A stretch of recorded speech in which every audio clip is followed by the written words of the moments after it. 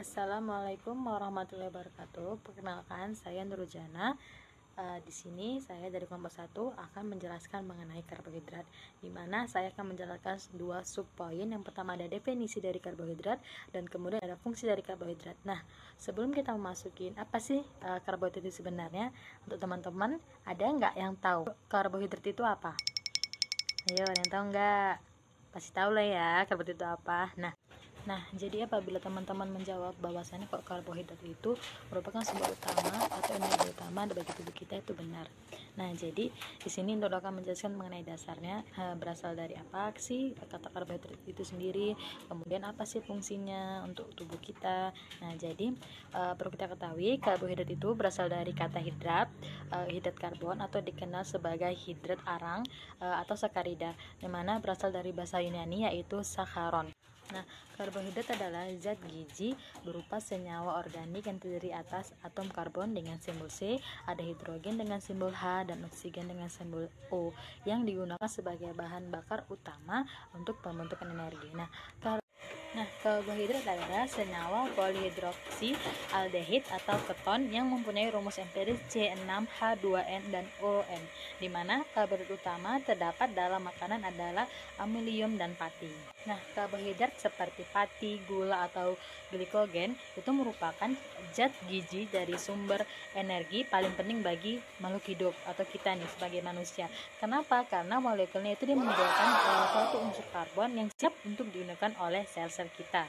Nah, secara kimia karbohidrat itu didefinisikan sebagai turunan dari aldehid atau keton yang seperti tadi Nurul jelaskan awal, di mana berasal dari alkohol polihidrat atau karena dia itu mengandung gugus hidroksi lebih dari satu. Nah, atau sebagai juga senyawa yang menghasilkan turunan tersebut, yaitu apabila dia telah dihidrolisirkan.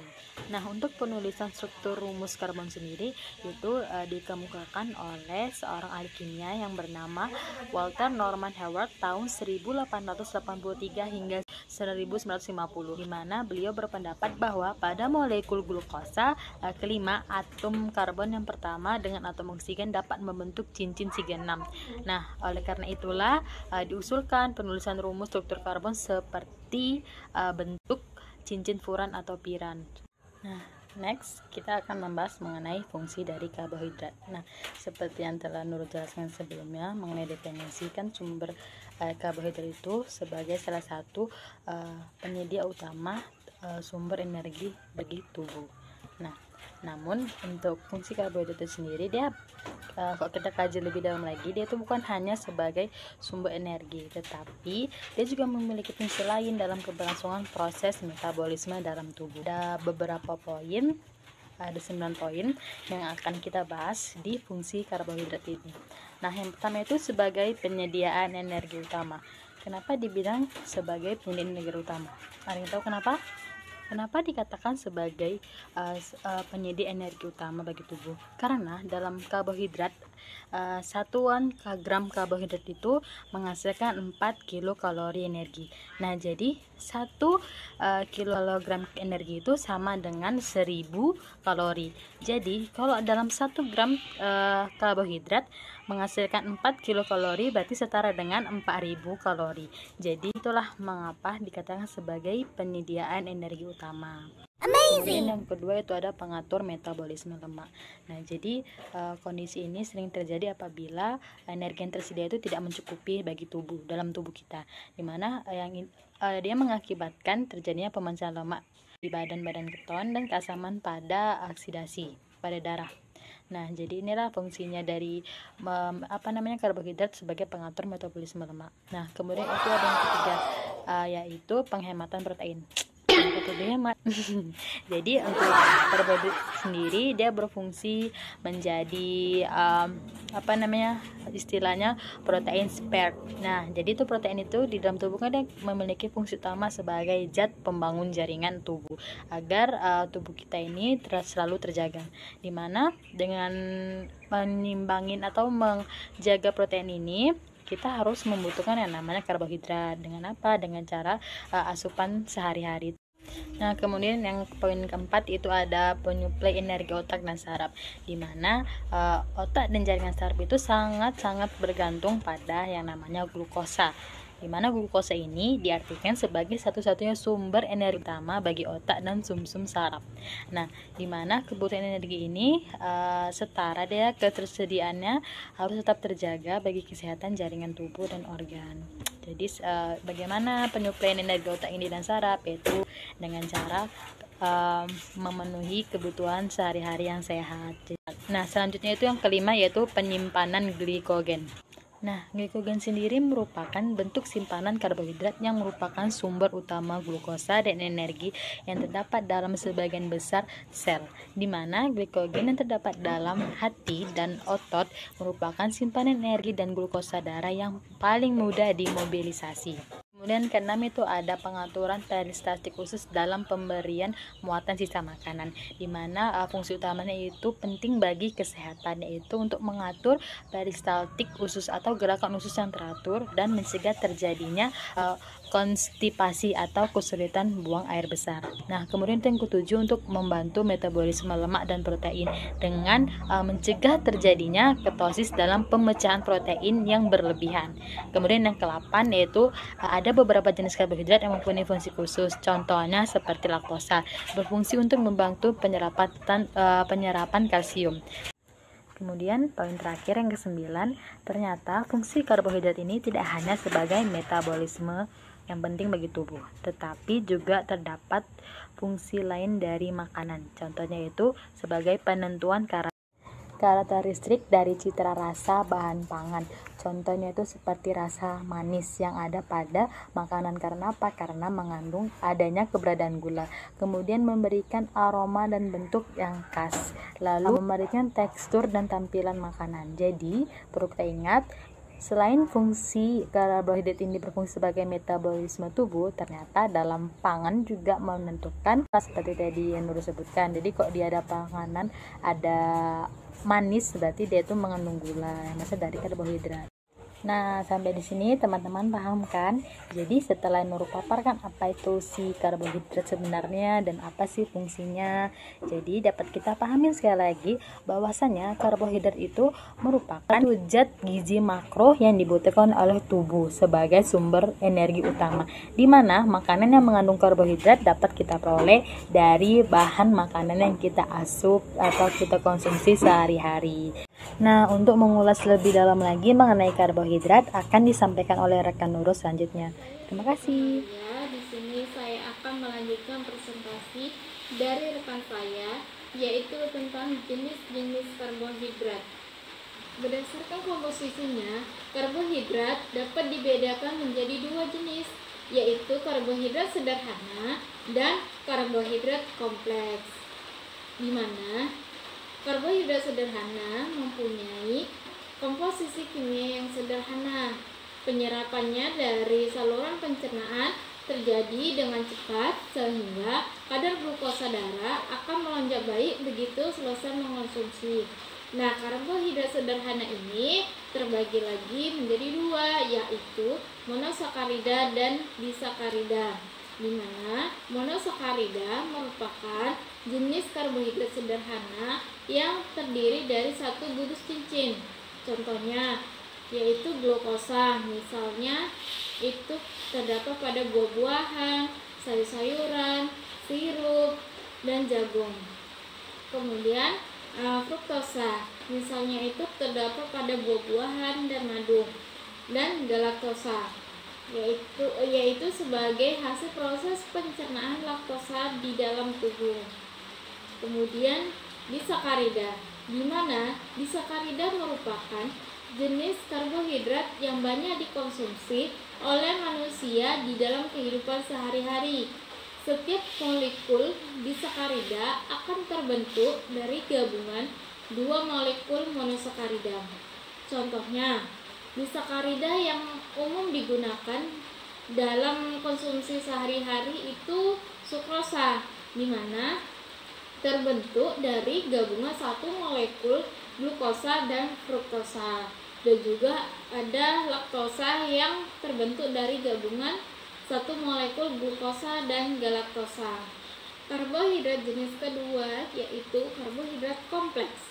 Nah, di mana karbohidrat kompleks ini merupakan karbohidrat yang terbentuk oleh hampir dari 20.000 unit molekul monosakarida, terutama glukosa. Nah, di dalam ilmu gizi, jenis karbohidrat kompleks yang merupakan sumber utama bahan makanan yang umum dikonsumsi oleh manusia adalah pati. Pati juga merupakan simpanan energi di dalam sel. Tumbuhan terbentuk dalam butiran-butiran kecil mikroskopis. Nah, jenis karbohidrat ini diserap lebih lambat dari saluran pencernaan karena membutuhkan proses metabolisme yang lebih panjang untuk menjadi glukosa. Selanjutnya berdasarkan struktur. Nah, di mana karbohidrat di dalam makanan kita ada dibedakan atas 3 jenis, yaitu zat gula, selulosa, dan zat pati. Di mana zat gula ini merupakan jenis karbohidrat sederhana. Karbohidrat ini mudah dicerna dan mudah diserap oleh tubuh. Tinggi rendahnya kandungan zat gula dalam makanan bisa kita ketahui dari rasa manisnya. Contohnya yaitu pada jagung manis yang lebih tinggi kandungan zat gulanya daripada jagung biasa. Kemudian selulosa. Selulosa ini merupakan jenis karbohidrat yang berbentuk serat, tidak bisa dicerna. Banyak yang terdapat dalam beragam sayuran seperti bayam, kangkung, kacang panjang, dan wortel. Dan ada juga terdapat pada kulit buah-buahan, yaitu pada buah-buahan yang dimakan bersama kulitnya. Di antaranya itu yaitu pada jambu biji, apel, anggur, pir. Kemudian Anda terdapat pada kacang-kacangan, khususnya dalam kacang hijau, kacang merah, kedelai, kacang tolo, serta dalam kulit ari seria seperti pada beras tumbuk, beras merah, dan pada biji-bijian seperti wijen. Kemudian ada zat pati. Zat pati ini termasuk jenis karbohidrat kompleks. Karbohidrat ini memerlukan proses penguraian lebih rumit. Sebelumnya bisa diserap oleh tubuh. Zat pati umumnya banyak tersimpan di dalam makanan yang umumnya dijadikan makanan pokok, khususnya pada serealia, antara yaitu beras, gandum, jagung, dan umbi-umbian. Perkenalkan, nama saya Anissa Firdaus. Di sini saya akan menjelaskan materi mengenai sumber karbohidrat. Karbohidrat berasal dari proses fotosintesis. Hasil fotosintesis yaitu glukosa. Glukosa yaitu disimpan dalam tumbuhan seperti umbi, biji, daun, dan batang.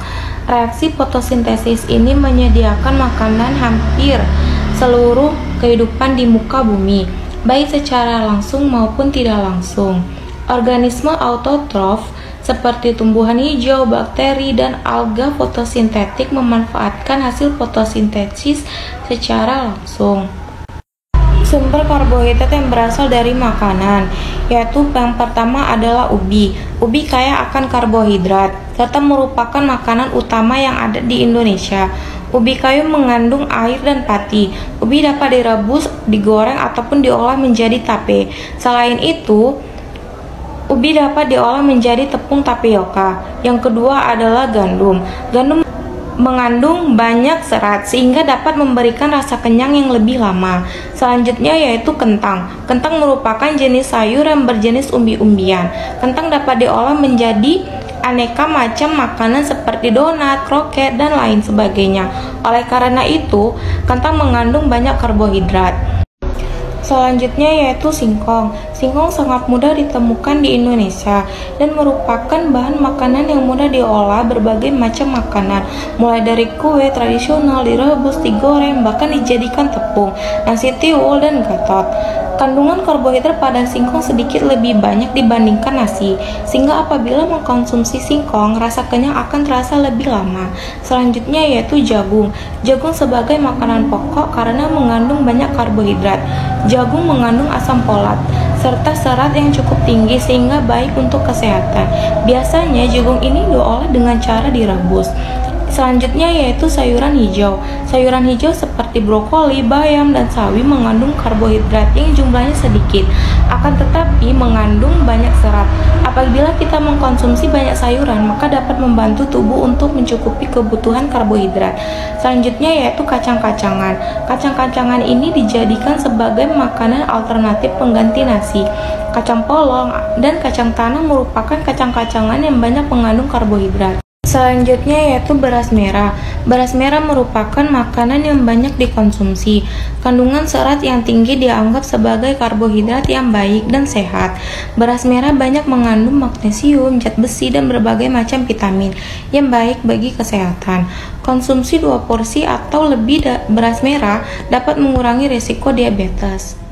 Baiklah, saya Ainun Aziza akan menjelaskan klasifikasi karbohidrat. Nah, karbohidrat dapat diklasifikasikan dengan beberapa kategori, yaitu sebagai berikut. Yang pertama, monosakarida. Monosakarida merupakan karbohidrat yang paling sederhana susunan molekulnya karena hanya terdiri dari 1 unit polisakarida aldehid atau disebut dengan keton. Nah, penamaan kimia monosakarida selalu berakhiran osa. Nah, berdasarkan jumlah atom karbon yang dimilikinya, monosakarida digolongkan menjadi triosa atau disebut dengan 3C, tetrosa atau disebut dengan 4C, pentosa atau disebut dengan 5C, dan heksosa atau yang disebut dengan 6C. Selain itu, dalam ilmu gizi terdapat 3 jenis monosakarida yang paling penting dan termasuk ke dalam kelompok heksosa karena kelompok ini yang dapat dicerna di dalam tubuh, yaitu yang pertama glukosa, yang kedua adalah fruktosa, dan yang ketiga adalah galaktosa. Nah, ketiga monosakarida ini mengandung jenis dan jumlah atom yang sama, yaitu 6 atom karbon, 12 atom hidrogen, dan 6 atom oksigen. Perbedaannya hanya terletak pada cara penyusunan atom-atom hidrogen dan oksigen di sekitar atom-atom karbon. Yang pertama, glukosa. Glukosa disebut juga sebagai dekrosa atau gula anggur. Jenis monosakarida ini merupakan gula yang terpenting dalam metabolisme tubuh karena merupakan produk utama yang dibentuk dalam hidrolisis. Nah, karbohidrat kompleks dalam proses pencernaan dan di dalam sel, glukosa Sumber glukosa dapat diperoleh dari makanan ataupun hasil pencernaan.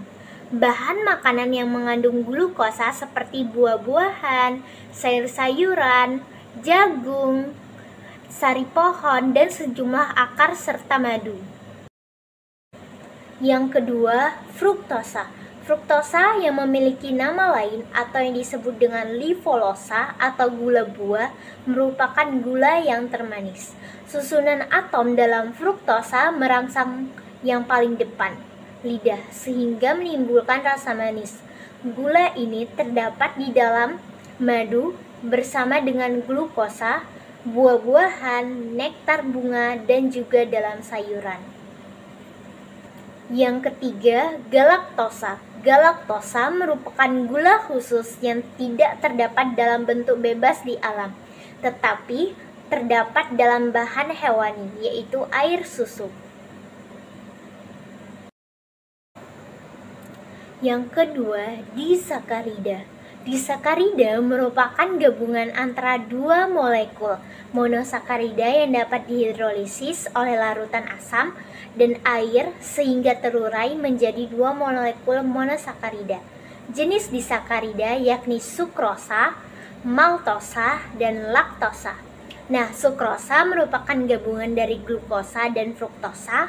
Maltosa merupakan gabungan dari glukosa dan glukosa, sementara laktosa adalah gabungan dari glukosa dan galaktosa. Yang pertama, sukrosa. Sukrosa dikenal sebagai gula meja, terdapat terutama di dalam tebu, bit gula, molase, dan sorghum. Dalam usus halus, sukrosa dipecah atau dihidrolisis menjadi fruktosa dan glukosa dengan perbandingan 50:50. Yang kedua, maltosa. Maltosa tidak terdapat dalam bentuk bebas di alam. Maltosa dikenal sebagai gula malt atau gula biji karena merupakan produk pencernaan pati dengan bantuan enzim diatase atau enzim yang diperoleh dari kecambah biji-bijian. Dalam usus halus, maltosa dipecah menjadi 2 molekul glukosa. Yang ketiga, laktosa. Laktosa merupakan gula utama yang terdapat dalam susu.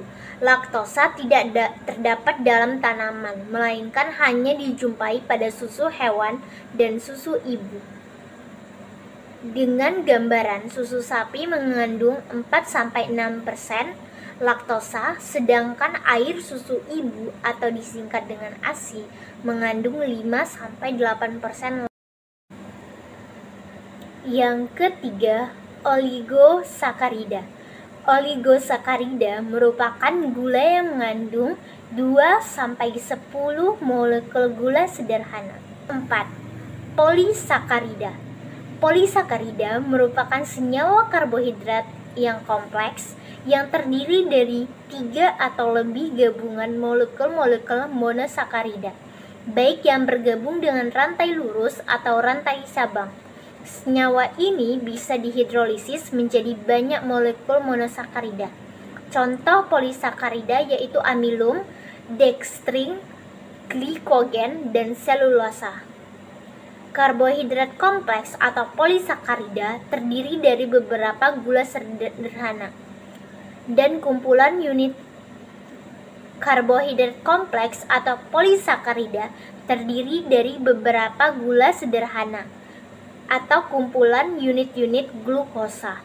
Dalam bahan makanan nabati terdapat 2 jenis polisakarida yang dapat dicerna, yaitu amilum dan dextrin, dan tidak dapat dicerna yaitu selulosa dan hemiselulosa.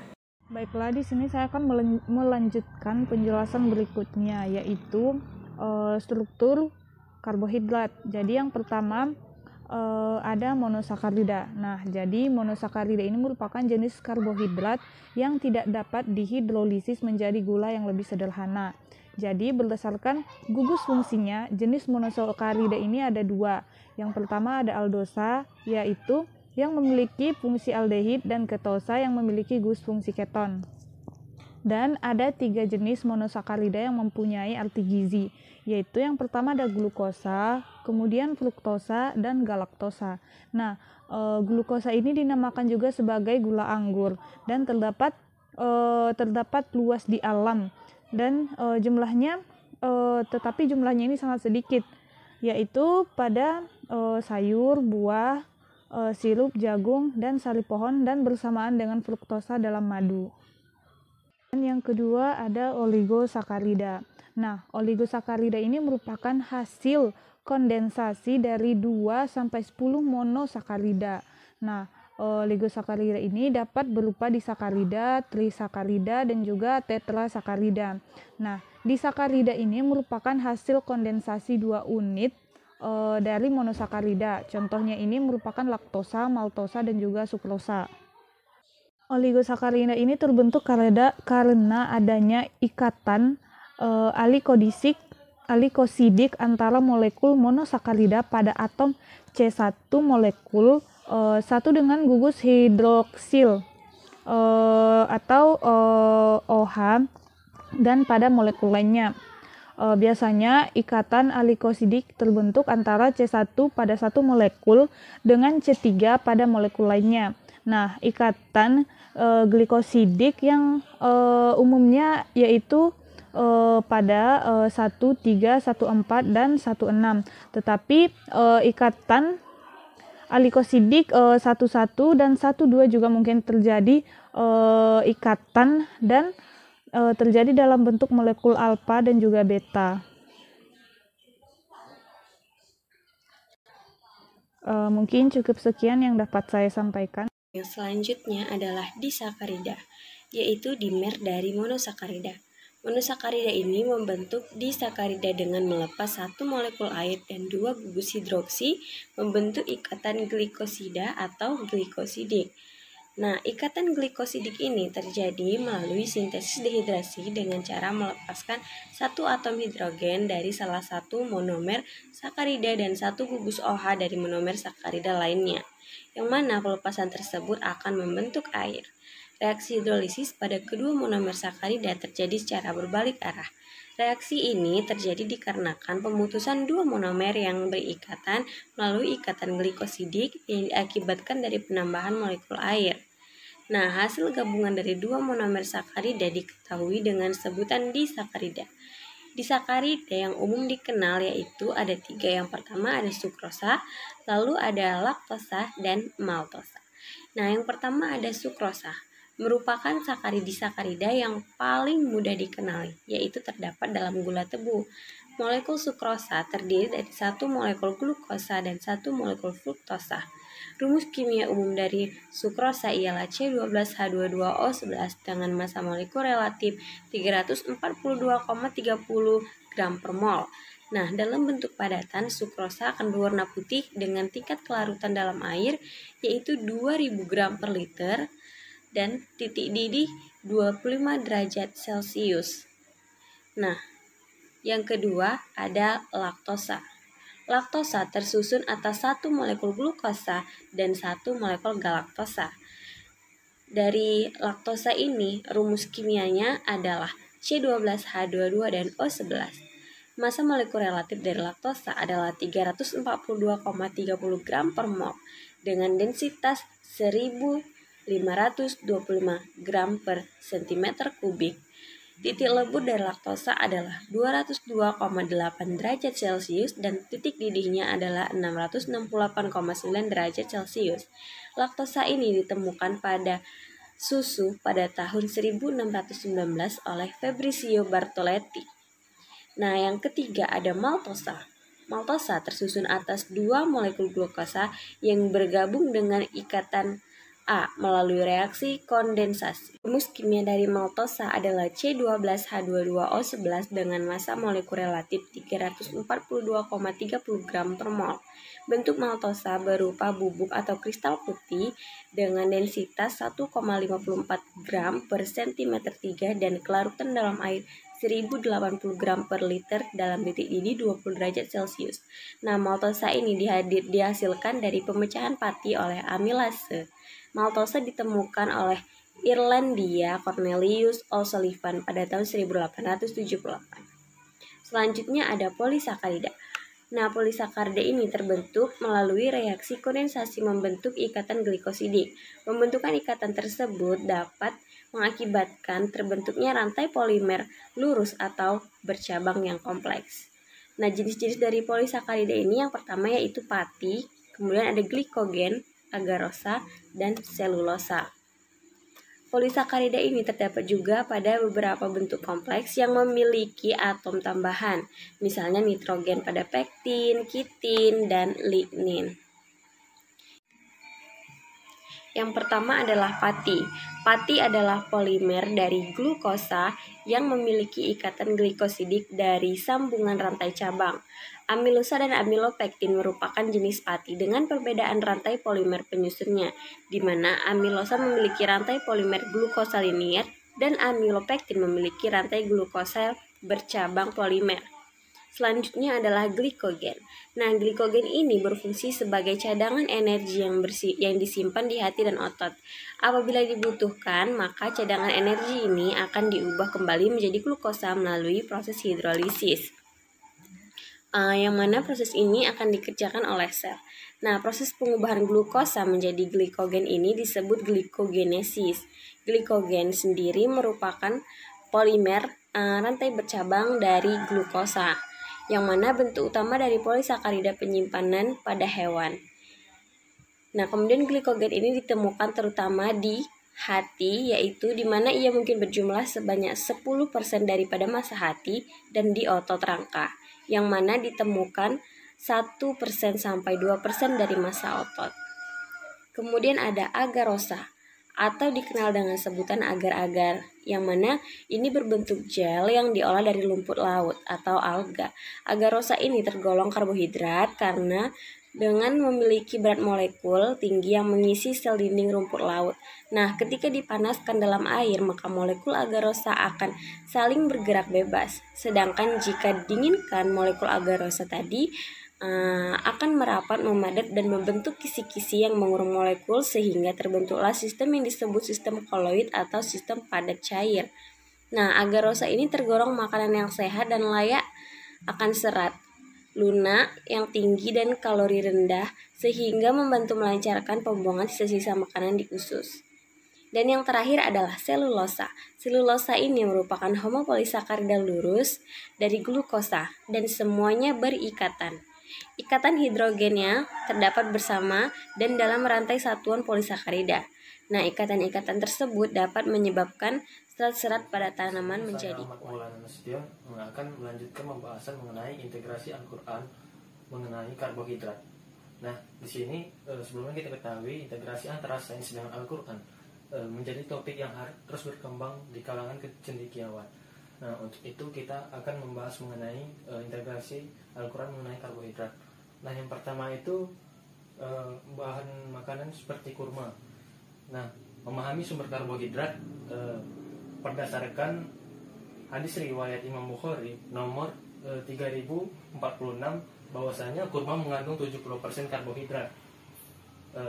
Gula pada kurma mudah dicerna sehingga disarankan untuk berbuka puasa. Nah, dalam hadis tersebut disebutkan bahwa tidak akan lapar keluarga yang memiliki kurma. Nah, maksudnya di sini ialah bahwa kurma tersebut dapat dijadikan sebagai bahan makanan alternatif untuk memenuhi kebutuhan karbohidrat bagi tubuh. Kemudian Allah berfirman dalam Quran surah Maryam ayat 25 yang berbunyi, A'udzu billahi minasyaitonir rajim. Bismillahirrahmanirrahim.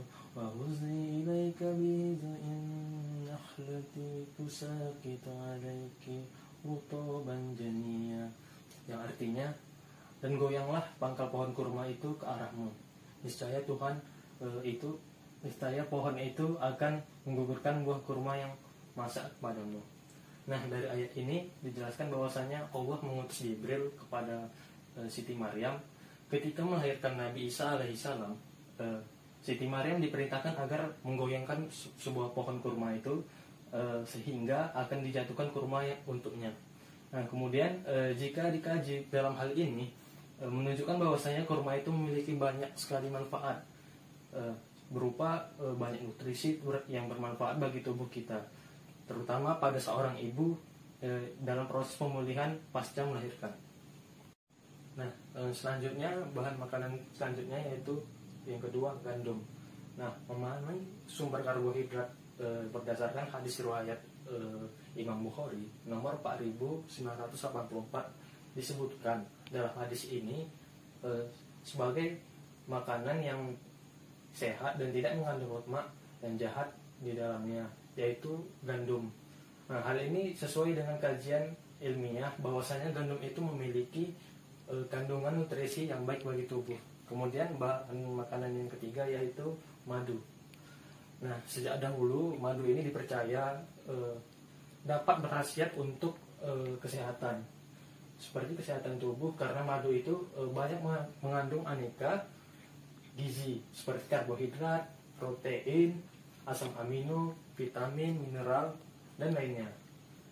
Nah, selanjutnya kemudian Allah berfirman dalam Quran surah An-Nahl ayat 69 yang berbunyi A'udzu billahi minasyaitonir rajim. Bismillahirrahmanirrahim. Tsumma kuli min kullis samarati fasluki subula rabbi subula yakhruju min butuniha syarabun mukhtilafun alwanuha fi shifaa'un lin-nisa. Inna fi dzalika laayatin liqaumin yatafakkarun. Yang artinya kemudian makanlah dari tiap-tiap makanan seperti buah-buahan dan tempuhlah jalan Tuhanmu yang telah dimudahkan bagimu, dan perut lebah itu keluar minuman madu yang bermacam-macam warnanya. Di dalamnya terdapat obat yang menyembuhkan bagi manusia. Sungguhnya pada yang demikian itu benar-benar terdapat tanda kebesaran Tuhan bagi orang-orang yang memikirkan. Nah, demikian penjelasan yang bisa dapat saya sampaikan pada kali ini. Semoga video penjelasan mengenai karbohidrat ini dapat bermanfaat bagi kita semua. Akhirul kalam, wassalamualaikum warahmatullahi wabarakatuh.